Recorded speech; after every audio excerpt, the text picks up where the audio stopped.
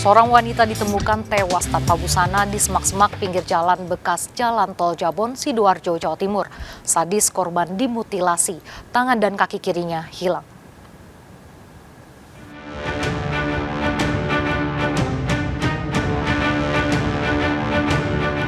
Polisi melakukan olah TKP dan mengevakuasi mayat wanita yang ditemukan di semak-semak pinggir jalan bekas Jalan Tol Jabon, Sidoarjo, Desa Keboguyung, Jabon, Sidoarjo, Jawa Timur.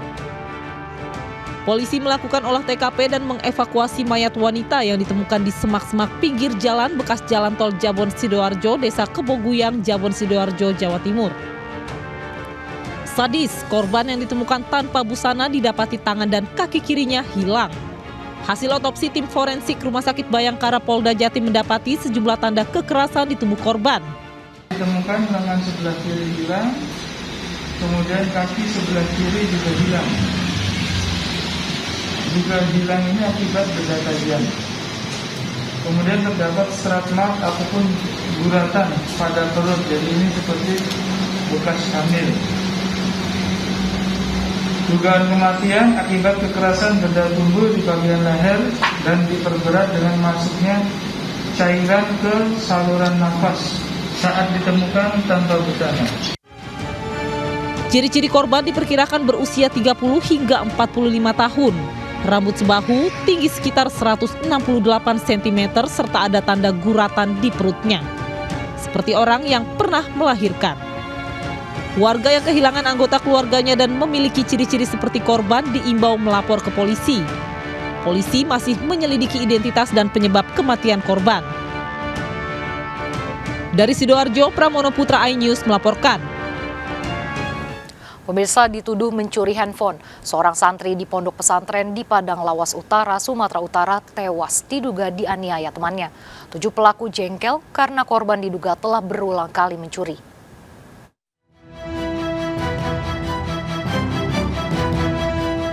Santri siswa kelas 2 Sanawiyah di Pondok Pesantren Baitur Rahman Batang Onang Padang Lawas ini ditemukan tewas luka lebam di sekujur tubuhnya. Korban tewas di pondok tempat tinggalnya. Polisi yang melakukan penyelidikan memeriksa sejumlah saksi serta mengumpulkan berbagai barang bukti. Korban diduga tewas karena penganiayaan. 7 santri teman-teman korban diamankan polisi karena terbukti melakukan penganiayaan. Para pelaku mengakui menganiaya korban karena menyangka mencuri handphone. Ada anak yang diduga keras sebagai pelaku penganiayaan terhadap korban yang mengakibatkan meninggal dunia dikarenakan bahwa anak korban ini telah melakukan beberapa kali pencurian kepada anak-anak yang diduga keras sebagai pelaku, termasuk salah seorang alumni yang. Setelah diotopsi, korban dimakamkan keluarga. Para tersangka akan menjalani peradilan pidana anak karena masih di bawah umur. Dari Padang Lawas Utara, Sumatera Utara, Abdul Rahman iNews melaporkan.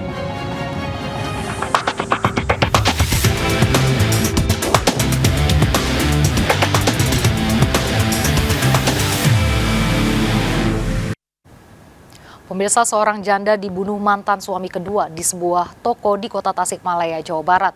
Pembunuhan dipicu harta gonogini setelah korban menolak membagi hasil usaha. Sementara korban mengajukan cerai karena pelaku berselingkuh.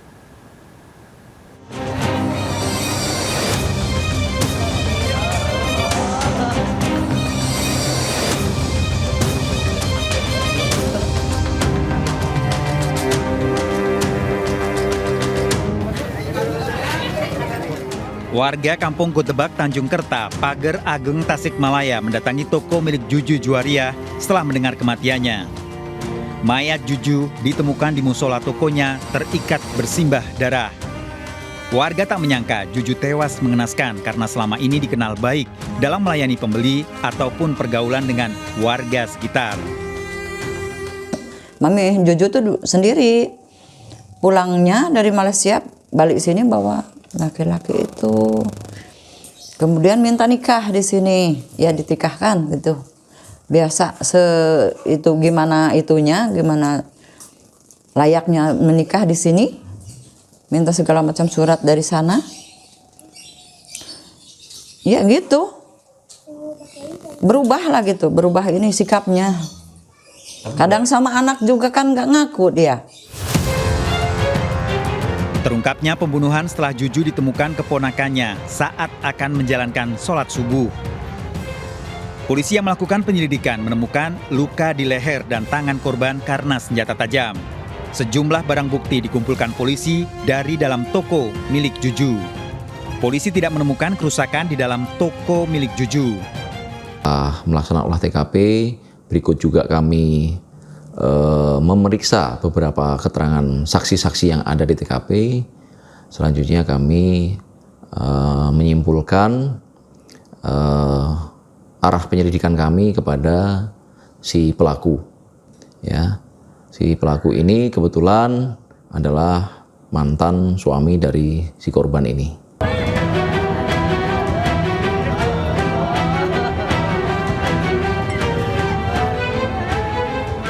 Tangisan warga dan keluarga Juju mengiringi saat Maya diberangkatkan ke Rumah Sakit Umum Daerah Dr. Soekarjo Tasikmalaya untuk diotopsi. Juju setelah menikah dengan Zahur, pria warga negara Pakistan, sepulang dari merantau di Malaysia, memilih membuka usaha berjualan keperluan rumah tangga. Di sela-sela kesibukannya berjualan, Juju aktif dalam kegiatan di lingkungannya. Juju 2 kali menikah, memiliki 2 anak dari pernikahan pertama, sementara dengan Zahur suami kedua baru bercerai. Mula-mula mah biasa aja kan, saya juga terima. Mulai datang mah gitu. Tapi lama-lama kelamaan berubah gitu, berubah sifatnya. Sifatnya apa segala gerak-geriknya. Kayak yang menguasai dia. Perusahaan mau dia yang menguasai, kadang-kadang bilangnya, ini bawa saya dari sana seanu gitu bilangnya.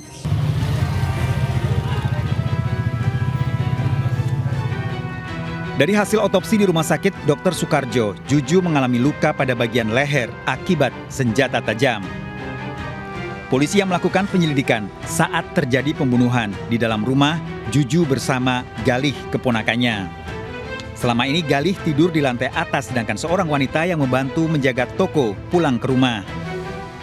Setiap pagi, Galih selalu membangunkan Juju untuk menjalankan ibadah. Juju selalu tidur di dekat musola lantai bawah dan berdekatan dengan etalase tempat berjualan. Diugakeun di can dibuka kok betul.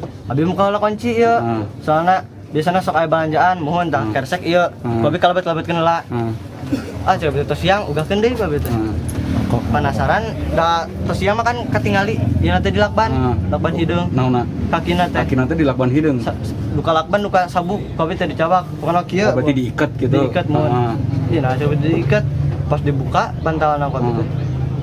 Geuti we, langsung abi teh lompat mohon. Menurut Galih, Juju mengajukan cerai setelah Zahur kepergok warga berselingkuh dengan wanita lain. Zahur digerebek di rumah selingkuhannya. Mantan suami nu kedua. Kumaha mantan suami kedua teh? Kita nu jahor. Abi kirang terang eta mah. Maksudna masalah kumaha gitu-gitu. Kadayana kali. Eta nu jahor nu digerebek perselingkuhan teh.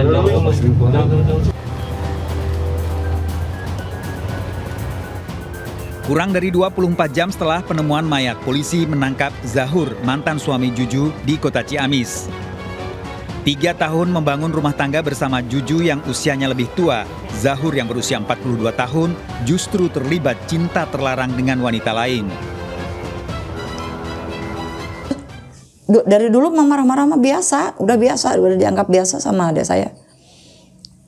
Malah KDRT itu dari dulu. Oh, sering mukul juga? Sering, cekek gimana itu dijedotin. Adik saya cuman bungkam, adik saya nggak bisa. Dan itu mesti perhatian kayaknya. Setelah digerebek itu malah dianya yang baik sama adik saya. Saya maaf gitu, tapi Zahur ditangkap setelah polisi memeriksa 6 saksi serta mengumpulkan 22 barang bukti. Zahur mengakui membunuh Juju mantan istrinya dengan dalih meminta hak harta gonogini. Dendam atau sakit hati kepada korban yang mantan istrinya karena pertama diceraikan oleh si korban, kemudian minta rujuk kembali kepada si korban tapi tidak ditanggapi atau ditolak. Kemudian yang ketiga adalah terkait masalah harta bersama antara kedua belah pihak. Juju dan Zahur bertemu saat sebagai tenaga kerja di Malaysia. Merasa ada kecocokan, Zahur menjalin hubungan asmara dengan Juju. 3 tahun lalu keduanya memilih tinggal di kota Tasikmalaya, menikah dan membangun usaha toko keperluan rumah tangga serta makanan. Bulan Desember lalu, Juju mengajukan cerai karena Zahur berselingkuh dan bersikap kasar. Juju mengungkapkan pada kerabatnya tidak ada kecocokan lagi dengan Zahur. Juju melanjutkan usahanya dibantu keponakan dan seorang wanita penjaga toko. 16 Mei, 2 pekan lalu, malam hari, Zahur mendatangi Juju di tokonya mengajak rujuk namun ditolak. Keduanya sempat bertengkar namun tak didengar keponakannya Juju yang tidur di lantai atas. Menjelang subuh, Zahur menanyakan harta hasil usaha bersama. Namun Juju menolak berbagi sehingga membuat Zahur emosi. Zahur menganiaya Juju dan mayatnya ditemukan pagi hari oleh keponakannya. Harta yang sekarang ini ada pada si mantan istrinya atau korban ini asal muasalnya adalah dari harta si pelaku atau modalnya setidaknya adalah modal dari pelaku. Tersangka terancam hukuman 15 tahun penjara dengan barang bukti, senjata tajam, serta pakaian korban. Menurut psikolog Universitas Pancasila Auli Grasinta, dalam hubungan pernikahan setiap pasangan seharusnya saling menghargai meski berbeda latar belakang. Termasuk dalam kasus tewasnya Juju yang menikah dengan pria warga negara Pakistan selama 3 tahun, pelaku memaksakan adat dari negaranya. Sehingga memang yang tidak mudah dalam sebuah pernikahan adalah kemudian menyamakan gitu atau bersama-sama menuju sesuatu yang memang dituju oleh keluarga itu gitu. Karena kalau tidak maka akan menjadi potensi konflik yang sebenarnya tidak berdasarkan unsur latar belakang budaya saja, tetapi juga berdasarkan unsur-unsur pribadi tadi.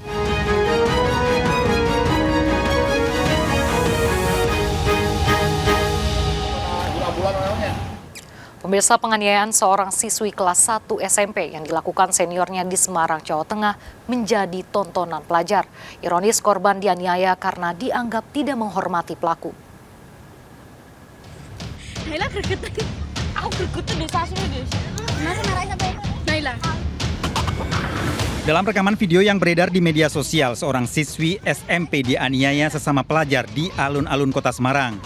Tidak ada yang melerai namun justru menjadi tontonan. Polisi yang melakukan penyelidikan mengamankan pelaku, 3 kakak kelas korban. Yang bersangkutan pelaku melakukan penganiayaan karena menganggap korban ini sebagai junior tidak memberikan respek atau tidak memberikan penghormatan kepada para pelaku. Para pelaku menjalani hukuman sesuai Undang-Undang Perlindungan Anak. Dari Semarang, Jawa Tengah, Kristadi, iNews melaporkan. Bocah tewas dianiaya ayah kandung, ibu tiri, serta nenek tirinya. Pelaku berdalih kesal korban susah diberi makan.